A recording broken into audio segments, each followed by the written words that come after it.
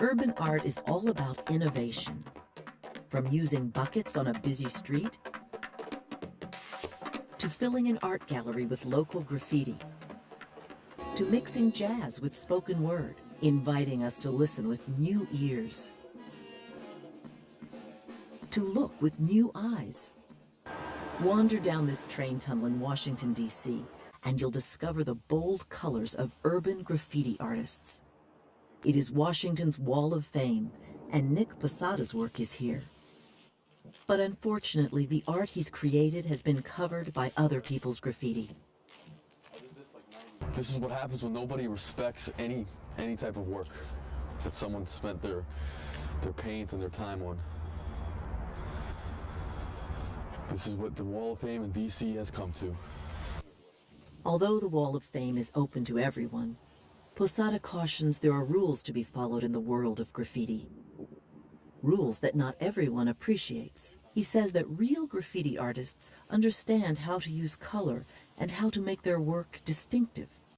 So you would use colors that contrast one another, or... my piece is still there. I did this like 99. Nick's work is also highlighted here at the Govinda Gallery in Georgetown. Graffiti art has certainly brought to public art a whole new dimension. According to Chris Murray, graffiti art is special because it's fast, uninhibited, and always inventive. Murray is convinced that graffiti is just one more step in the evolution of pop art. The works have sold well to young people and to collectors of pop art. In the gallery, people can appreciate the art in a traditional setting, and they like it. It's good for the artists, too. It was a real reversal for them because they used to being vilified, and now they're being enjoyed, and that's a good thing. People are beginning to appreciate the talents of Yafer Baron, too. The 28-year-old trumpeter grew up in this neighborhood north of Philadelphia.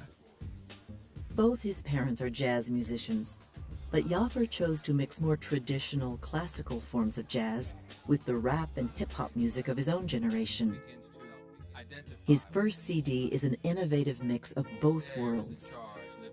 I like to think, the whole creation, it's all about music to me, you know what I'm saying?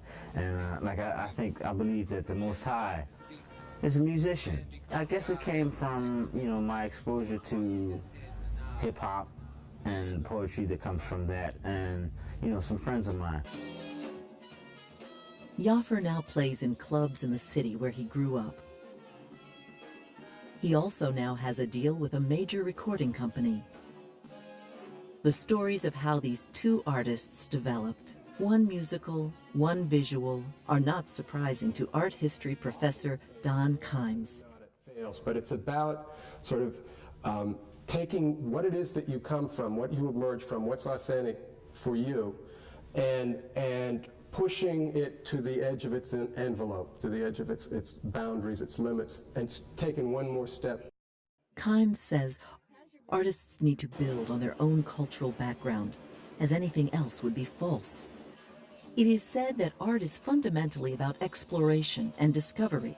Urban artists, whether musicians or painters, can take us to places we've never been before, even if it's as close as a nearby city street.